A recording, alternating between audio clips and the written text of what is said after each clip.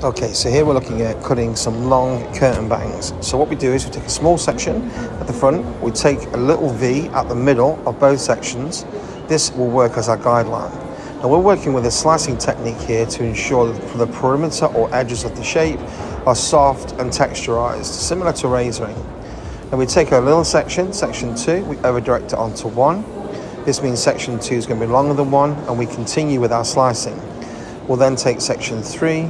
Section 3 will go to 2, so we're not over directing it back into the middle, as this will increase the length too rapidly, and we want a slower curve with our curtain bangs. We take our final section, over direct it onto 3, which is the previous section, and again we slice.